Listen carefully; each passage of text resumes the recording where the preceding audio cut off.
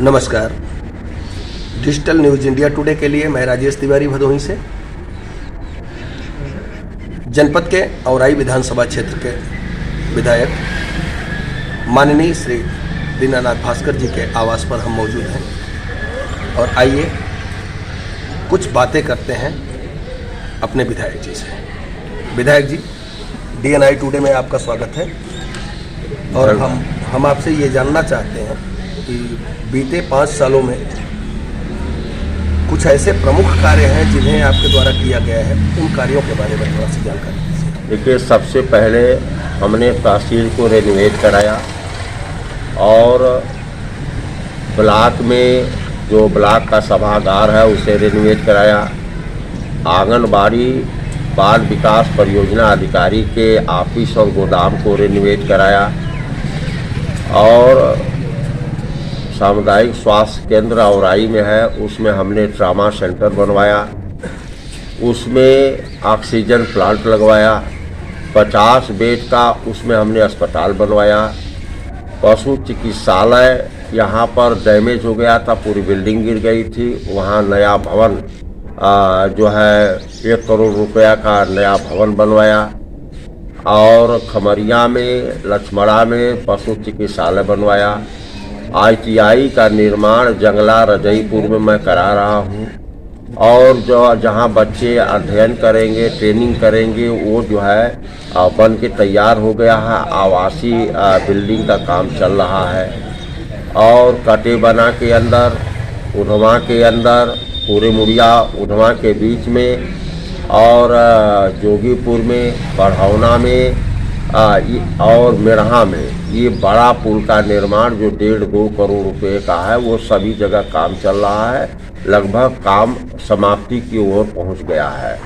और गिर बड़गांव में पुल का निर्माण कराया 40 लाख का और 56 लाख का जो है महाराजगंज नवरिया रोड पर पुल का निर्माण करा दिया हूँ। 2 नए काम उदयकरणपुर में और इसके अलावा परानापुर में नाले पर निर्माण और मार्ग का निर्माण की स्वीकृति आ गई है, टेंडर लग गया है। भगोसगंज से उगापुर से चकवा, चकवा से ज्ञानपुर गोपीगंज रोड तक जो है यह 20.5 किलोमीटर रोड जो है 5.5 मीटर चौड़ी बनाई जा रही है, उसका निर्माण हो रहा है।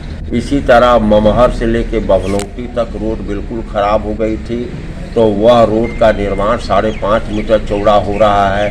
कंसापुर से भुसौला होते हुए मुख्यालय के लिए 6 किलोमीटर रोड 5.5 मीटर चौड़ी रोड का निर्माण चल रहा है।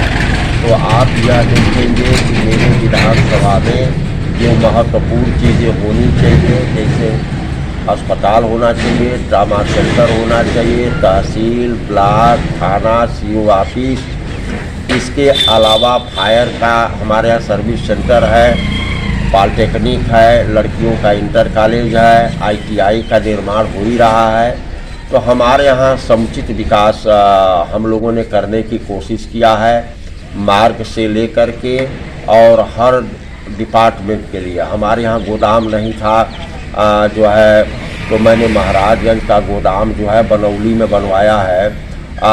76 लाख रुपए का मैंने बीज गोदाम और खाद वगैरह रखने के लिए मैंने बनवाया है। जी, कुछ विधायक जी, कुछ आपके मतलब उत्तर प्रदेश सरकार के द्वारा कुछ ऐसी योजनाएं आई हैं जनता के लिए, आपको कौन कौन सी योजनाएं ऐसी लगती हैं जो अभी पब्लिक तक नहीं पहुंच पाई हैं और जिन्हें पहुंचाने को लेकर के आप मिशन 2022 में आप पब्लिक के बीच में आने वाले हैं?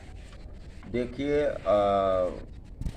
आवास का सवाल, शौचालय का सवाल, या जो है गैस कनेक्शन का सवाल, विद्युतीकरण है और जो है राशन जो है अंत्योदय को जो 35 किलो अनाज दिया जा रहा है, पात्र गृहस्थी वालों को 5 किलो प्रति यूनिट अनाज दिया जा रहा है। तेल भी है, उसमें नमक भी है, उसमें चना भी है। सारी सुविधाएं जनता तक पहुंच रही हैं। अभी वृद्धा पेंशन, निराश्रित पेंशन, दिव्यांग पेंशन का 500 रुपया बढ़ा के 1000 रुपया महीना किया गया है। कुछ रोगियों का पेंशन बढ़ाया गया है। एक किसान किसान श्रम सम्मान जो है वो सबको दिया ही जा रहा है। किसानों को 6,000 रुपया सालाना सबके खाते में जा रहा है। तो कोई हमारी ऐसी योजना नहीं है जो गाँव तक नहीं पहुँची है। हाँ, अभी एक योजना लॉन्च किया गया है कि जो गरीब हैं, जो मजदूर हैं, मनरेगा से काम करते हैं, जिनका 90 दिन का काम हो गया है, वो श्रम विभाग में रजिस्ट्रेशन कराएंगे 31 दिसंबर के अंदर, तो उनको 500 रुपया जो है पेंशन के रूप में सरकार देगी। यही खबर अभी गांव तक नहीं पहुंची है। इसको हम लोग हर जगह चट्टी चौराहे पर व्हाट्सएप, फेसबुक के माध्यम से और मीटिंगों के माध्यम से हम लोग बता रहे हैं, क्योंकि ये अभी विधानसभा जो ख़त्म हुआ है 4 दिन पहले, तो विधानसभा में माननीय मुख्यमंत्री जी ने ये योजना लॉन्च किया है और ये बहुत इफेक्टिव है। और यह सभी जितनी हमारी योजना है वो सब का सब गरीबों को प्रभावित करती है और गरीब पार्टी के साथ है, सरकार के साथ। विधायक जी, एक चीज़ देखने में आया कि अभी यहाँ पे यातायात अधिनियम के तहत माह चलाया गया और उसके बाद 1 सप्ताह चलाया जा रहा है। तो यातायात अधिनियम पे सड़क सुरक्षा अभियान के तहत जो कार्यक्रम चलाए जा रहे हैं, ऐसे में ये देखने में आ रहा है कि आपके औराई का चाहे थाना का कोतवाली हो, चाहे गोपीगंज की कोतवाली थाना हो, या जो राष्ट्रीय राजमार्ग से जुड़े हुए न जाने कितने ऐसे थाने हैं जहाँ पे हम लोगों ने देखा है ये सब चीज़ें कि मतलब 30 फीट की अगर रोड है राष्ट्रीय राजमार्ग की, तो उसे 10 फीटों में परिवर्तित कर दिया गया है। वहाँ पे कुछ बिगड़ी हुई गाड़ियाँ, कुछ ट्रकें, कुछ अवैध गाड़ियाँ, कुछ कचड़े की पेटी, कचड़े की मतलब इस तरह की सारी चीज़ों से कब्जा कर लिया गया है और वो ठीक कोतवाली के सामने है। इन पर काफ़ी दिनों से चर्चाएं हो रही हैं, लेकिन इस पर कोई सुनवाई नहीं हो रही। सर, अगर उस पर कोई एक्सीडेंट होता है या किसी तरह की कोई दुर्घटना होती है तो इसका जिम्मेदार आप किसे मानते हैं? देखिए सर, हमारे अंडर में गोपीगंज का कुछ हिस्सा है, हमारे अधीन जो है चौरी थाने का कुछ हिस्सा है और औराई कोतवाली है। औराई कोतवाली के सामने 8 जो है गाड़ियां लगी थी जो हटा दी गई हैं और हम लोग चौराहा को रिनोवेट कर रहे हैं, सुंदर बनाना चाहते हैं औराई चौराहे को। यह हमारा क्रीम है। और जहाँ पर अवैध ब्रेकर बने थे उन अवैध ब्रेकरों को हम लोग जो है हटवा रहे हैं। अगर कहीं पतलो रोड के किनारे है और जो हम लोगों की बैठक हुई थी सड़क सुरक्षा के लिए जो बैठक हुई थी, तो उस बैठक में हम लोगों को जो भी जानकारी प्राप्त हुई कि कहीं पतलो लगा है, अंधा मोड़ है, तो हम लोगों ने पतलों कटवाने का काम किया है। ब्रेकर हम हटवा रहे हैं। अगर आवश्यकता से ज़्यादा, मानक से ज़्यादा बड़ा है तो उसको हटवा के मानक के अनुसार कर रहे हैं। लेकिन आप गोपी ज्ञानपुर की बात आप कर रहे हैं, तो निश्चित तौर से मैं पुलिस अधीक्षक महोदय से इस पर और जिलाधिकारी मैडम से बात करके और जो भी गाड़ियाँ वहाँ हैं वो कहीं हम लोग अन्यत्र हटवाने का काम करेंगे। ये खादी ग्राम उद्योग का जो कार्यक्रम अभी चल रहा है गोपीगंज में, जिसमें आप लोग गए थे अतिथि के रूप में, इसमें एक चीज़ देखने में आ रहा है कि मतलब ये गरीबों के लिए लॉन्च किया गया है, बेरोजगारों के लिए प्रधानमंत्री जी द्वारा लॉन्च किया गया है कि आप इस पर लोन ले सकते हैं, सुविधा ले सकते हैं और अपना कोई भी नया कार्य आप शुरू कर सकते हैं, रोजगार बन सकते हैं।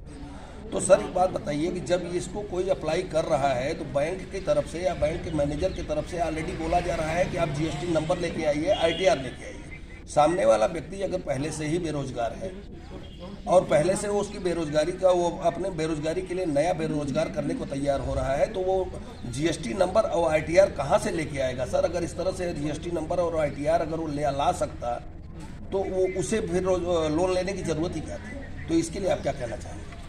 देखिए, सभी लोगों को सुविधाएं दिया जा रहा है। जो खादी ग्रामोद्योग की प्रदर्शनी लगी है जिला खादी ग्रामोद्योग के विभाग के जरिए, तो हम लोगों ने उन लोगों से बात किया था और बहुत लोगों को लोन दिया गया है सस्ते दर पर और सब्सिडी के माध्यम से दिया गया है। अगर किसी व्यक्ति का इस तरह से बैंक डिनाई कर रहा है तो वह लोग लिखित सूचना हम लोगों को दे दें। हम लोग तो दूर तो रहते नहीं हैं, अपने विधानसभा में ही रहते हैं और हम लोगों का मोबाइल नंबर सबके पास है। तो लोग बताएं अगर ऐसी असुविधा कहीं आ रही है किसी बैंक द्वारा, तो हम लोग जिलाधिकारी महोदय से बात करेंगे और उनको जो भी सहयोग प्रदान किया जा सकता है हम प्रदान कराएंगे। मतलब यह है कि आने वाले दिनों में इस तरह की सुविधाएं सबको मिल सकती? बिल्कुल मिलेगी, 100% मिल रही है, आगे मिलती रहेगी। अगर किसी भाई को जो रोजगार करना चाहता है और बैंक किसी बात को लेके अवैधानिक तरीके से डिनाई कर रहा है, तो उसके बारे में जिलाधिकारी महोदय से बात हम लोग करेंगे। लेकिन कोई सूचना तो दे। मोबाइल खुला हुआ है, सबसे बात होती है, यहाँ पर आदमी रहता है, तो चाहे आके मिल सकता है या चाहे फ़ोन से बता सकता है। तो जहाँ कहा जाएगा जिलाधिकारी के यहाँ पहुँचने का, तो जिलाधिकारी के यहाँ पहुँच जाएंगे, हम भी पहुँच जाएंगे, बात करा देंगे, देख लेंगे क्या मसला है। लेकिन बातें आनी चाहिए। कुछ नई रणनीति जो 2022 में आप लेकर जनता के बीच में उतरने वाले हैं? देखिए महोदय, हम लोग 24 घंटा लड़ाई के मैदान में तैयार हैं।